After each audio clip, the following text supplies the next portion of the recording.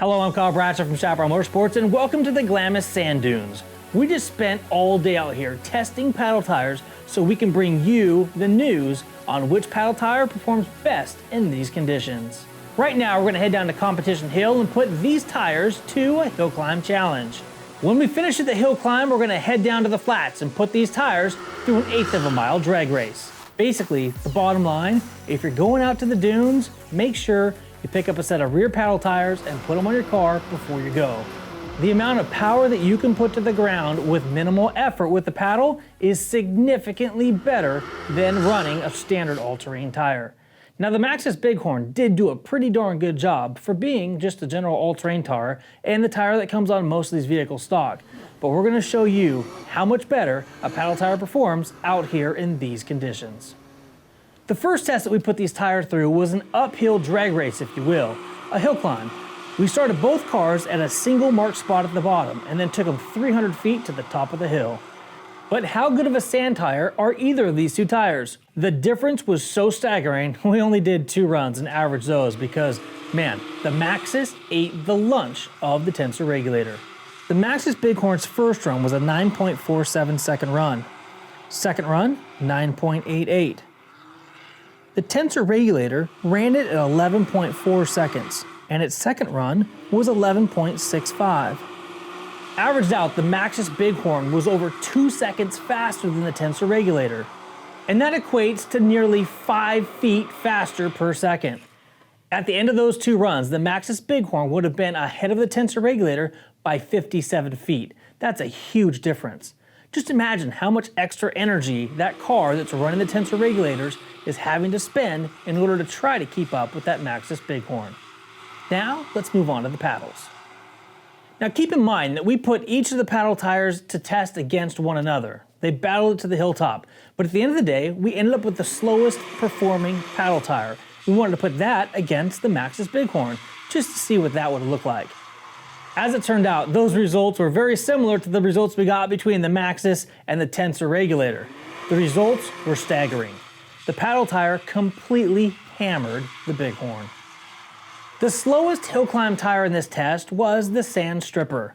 Now, put up against the Maxxis, check out the results. The Sand Stripper has an average foot per second of 32.46, whereas the Maxxis Big Horn is down at 31.00. That means in our average test that the Sand Stripper is going to beat the Maxxis Big Horn by just over 14 feet at the finish line. That's a significant difference when looking at the productivity of these tires. Now let's put the paddle tires head to head and give you the first, second, and third place winners. The Drifter had a first run of 8.49 seconds, a second run of 9.28 seconds, and a third run of 9.16 seconds. That gave it an average time of 8.9 seconds and an average foot per second traveled of 33.4. If the STI Sand Drifter was racing against our #1 tire, after the 3 runs, it would be just over 10 feet behind the winner.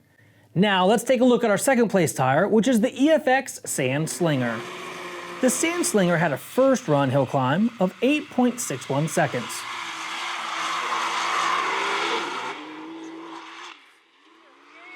For its second hill climb, it scored an 8.74 second run.